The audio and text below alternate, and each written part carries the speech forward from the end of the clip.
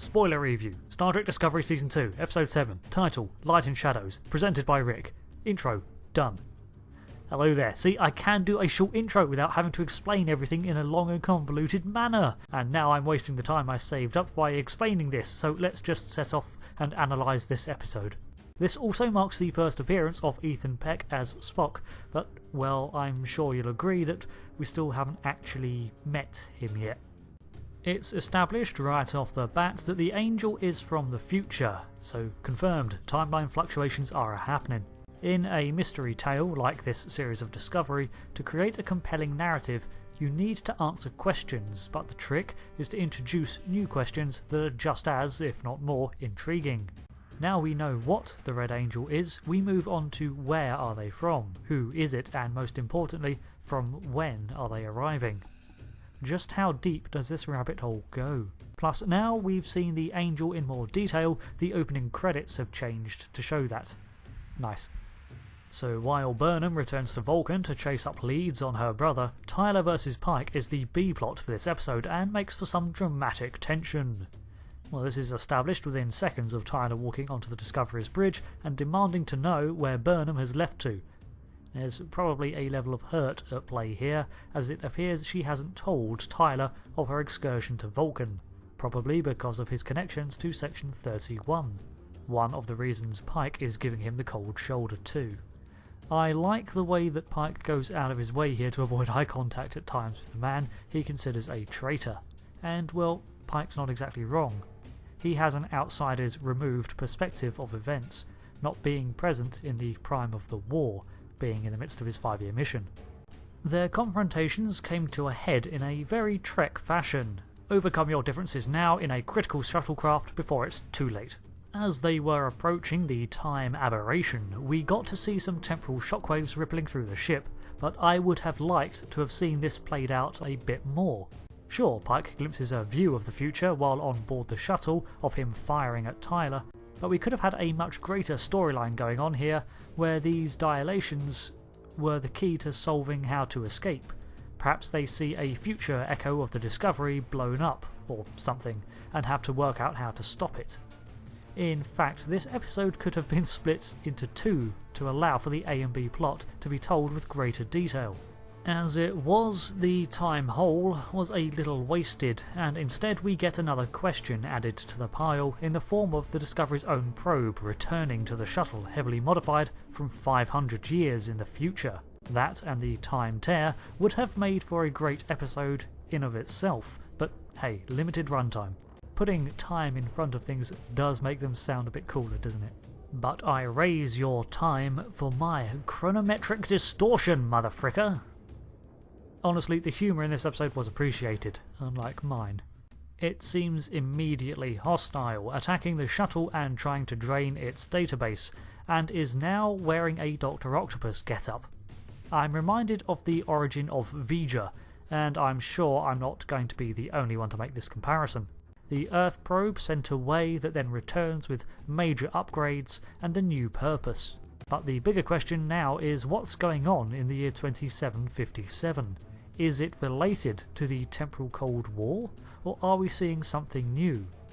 Whatever it is, the emergence of the probe has thrown Pike's belief in the Angel being benign into doubt, but I suspect we're dealing with two or more factions here.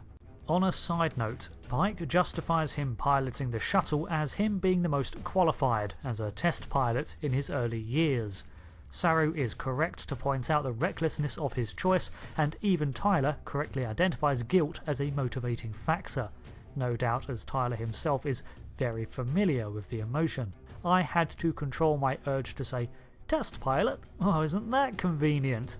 Then thought about it and came to the conclusion that Pike doesn't really have a lot in the way of backstory, almost none in the continuity of the shows, so I don't really mind them fleshing out the character with prior skills.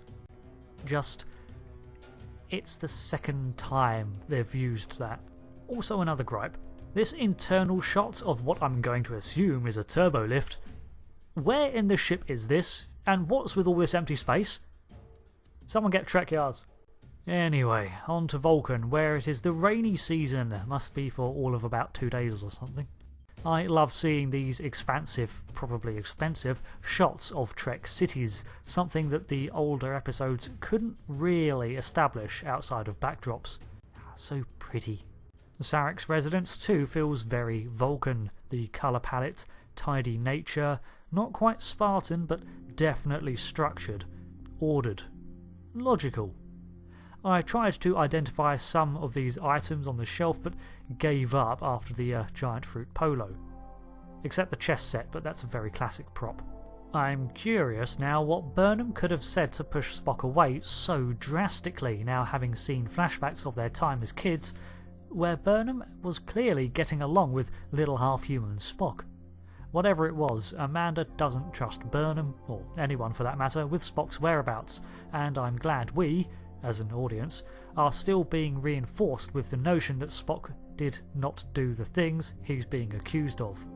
Of course, this just means that the powers pursuing him will not believe those who know him, especially after he inevitably does a runner again, and will be left with the accused trying to clear his name while on the run. That's my guess anyway. James Frain still does a good job with Sarek, providing a nice balance and counter against Mia Kirshner's Amanda, and seeing them at odds with how best to save Spock added depth to their dynamic. But I would say I think Frain could have gone a bit further with the reserved nature of a Vulcan. Spock. As I said in the intro, we don't really get a chance to meet him, being as he's in a very broken state, literally mumbling Vulcan philosophy to himself. The Red Angel has done something, or shown him something, that has crippled his mind, and we learn that ever since a young age, he's also had a form of spatial dyslexia called letacterai. Alright, but was that a necessary detail? Its only purpose in this episode was to obscure the 749 by 148 coordinates. But why? As far as I know, the location of Talos 4 was never cited directly, so it wasn't a spoiler. Arguably, it made Spock's accomplishments even greater if he had to overcome this too, but what purpose did it serve, narratively? This Katra stone reminded me of the Kashana relic, another ancient Vulcan artifact, and their use of stone-like technologies have long been tied to their ancient customs concerning their telepathy and spirits. See the Stone of Gol for a similar device. So props to the crew for doing their research and world building here. Saru and Stamets get to save the day here, with Saru effortlessly assuming command of the Discovery once again, a role he's increasingly comfortable with, while Stamets beaming the fix over to the shuttlecraft due to his El-Orion-like ability to remain aware of time-space differences.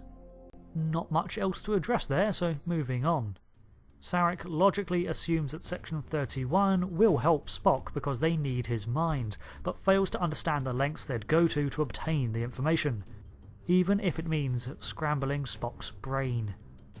Leland shows just what Section 31 is capable of. He calmly, compassionately lies right to Burnham's face, as she reluctantly buys into his BS about helping Spock, and we also learn away from Burnham that Leland may have been responsible for the death of Burnham's real parents. Though Burnham's rescue of her brother from Section 31 seemed way too easy, even with Georgiou helping her escape. What is her game? She mentions that she benefits from making Leland look inept, a very Terran approach to climbing the ranks, but I feel there's more going on here. If I had to guess, then I'd say she still feels somewhat protective of Burnham, having raised the mirror version of Michael herself. And of course, there's that one drop at the end, where the three lights signal from the future probe transmit something to Ariam that I doubt is going to bode well. As for Talos 4 being Spock's destination, well, I'd speculate that with something up with his mind, perhaps he'd try to seek out the most powerful telepaths he knows, the Talosians. There was a whole lot to this episode, and at a shorter runtime than usual, this would have been better served as two stories. Mostly I feel that this episode was not its best. Still not bad, but way too much exposition and reveals crammed into it. I think this momentum is going to be maintained now until mid-season. Though the set design, both real and CGI, Vulcan in particular, were fantastic, as seems to be the norm for Discovery. With that, I'd like to thank you for watching my review of Episode 7, and as always would like to see some theories on the Angel, the probe, or anything for that matter. Until next time, where apparently we're going to see some Telosians. I've been Rick, and I'll catch you later. Bye.